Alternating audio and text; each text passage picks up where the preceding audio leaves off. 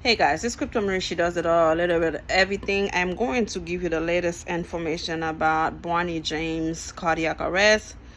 Is it up to the family or the school for him to ever play again? It says why it won't just be up to the James family whether Bronny plays for USC or any other school. 9 years ago, Chair Baker awoke to a bewildering scene. The Oregon State basketball player had no idea why he was in hospital bed, a tube down his throat, a monitor tracking his vital signs, and loved ones by his side. It was terrifying, Baker said. I didn't know what happened. I didn't even know where I was or how long I've been there. Baker soon learned that he had collapsed 2 days earlier during a workout at Oregon State's practice facility. At first, teammates noticed him gasping for air in the line.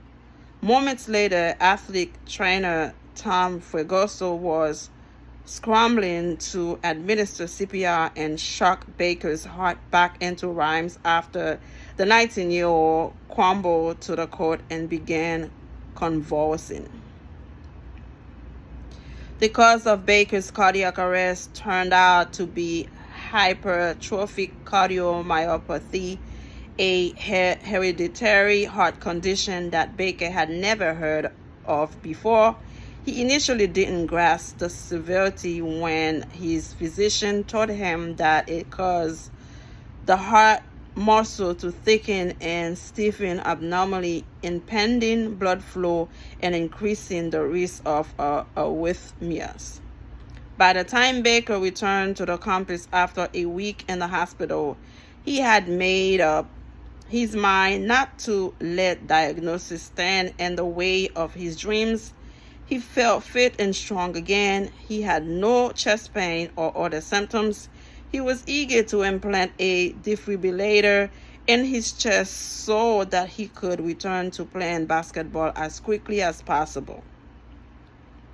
Baker says he would have risked playing for Oregon State had the university not intervened and taken the decision away from him. Oregon State's director of sports medicine, Douglas Kerman, informed Baker in early November 2014 that the threat of another cardiac incident was too severe, that Baker could remain on scholarship, but he could not play again for the Beavers.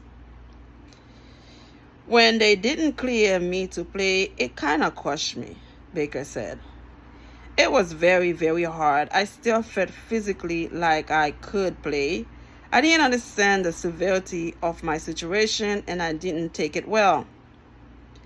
Baker's story hints at what may be ahead of Bronny James as he undergoes testing to determine the cause of his cardiac arrest on July 24th and evaluates whether to keep pursuing basketball. It is only up to LeBron James' eldest son and his family how much risk of a cardiac arrest recurrence they can tolerate. USC will also have to assess if the threat is too much to clear the highly touted incoming freshman to play for the Trojans. A USC spokesperson declined comments when Yahoo Sports asked for an explanation of how the university decides whether to clear an athlete with a newly diagnosed heart condition. Cardiologists who have been involved in this decision say that universities typically evaluate anything from the athlete's risk of cardiac arrest to the threat of lawsuits or barrage of negative publicity if something went wrong. With college sports, there are lots of stockholders that have an interest in the athletic plan, but also not wanting to take an additional liability, said Lily A. Barworth, Director of Sports Cardiology at Johns Hopkins University Schools of Medicine. It's tough. It's not always a straightforward decision. The Hank Garter impact. It's easy to pinpoint when schools started becoming more cautious about the risk of following athletes to play through a heart condition. It was the day that supremely talented prospect with so much life in front of him stumbled, collapsed, and never got up again. Hank Gathers often declares himself to be the strongest man alive, but the Loyola Marymount forward wasn't as invisible as his muscular physique and charismatic personality suggested. He had a heart condition that caused him to faint during a December 1989 game against USC Santa Barbara and to suffer fatal cardiac arrest 3 months later after a soaring alley-oop dump against Portland. Wow, this is huge.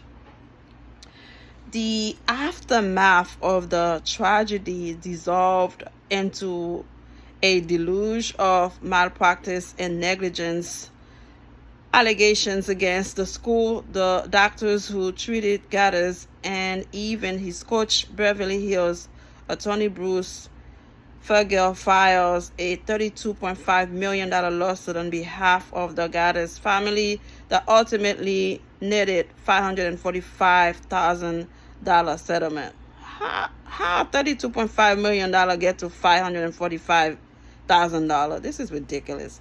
Gathers' death lingered in the national headlines long after the LMU men's basketball team finished honoring its fallen star with an emotional Elite Eight run. Decades later, his story still casts a shadow over a struggling basketball program that has not won a conference title since 1990 nor returned to the NCAA tournament.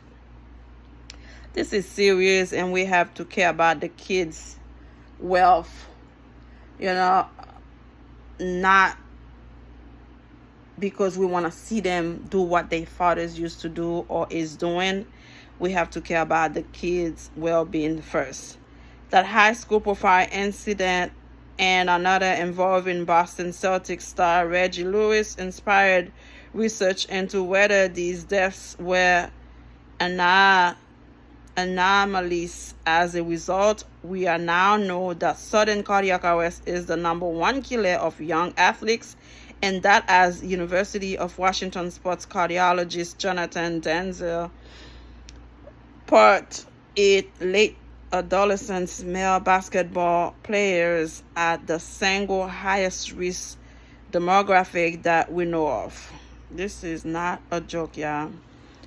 Armed with that knowledge, college athletic departments have worked to detect warning signs of sudden cardiac arrest before disaster strike and to prepare so that it's not a virtual death sentence when it does occur. They've rehearsed emergency response plans. They've made AED more accessible. They've offered annual cardiac screening for athletes, and they've become more risk adverse when an athlete is diagnosed with a heart condition.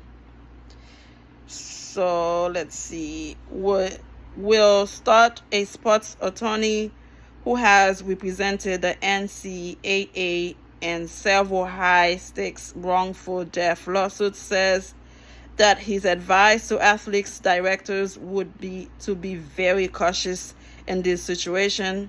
Stott wouldn't recommend clearing an athlete with a heart condition unless there is a buy in front of the athlete, his or her family, and a highly qualified medical professional who understand this particular issue. I think you need all that in today's world, Stott said, to reduce the risk of a level that would be acceptable.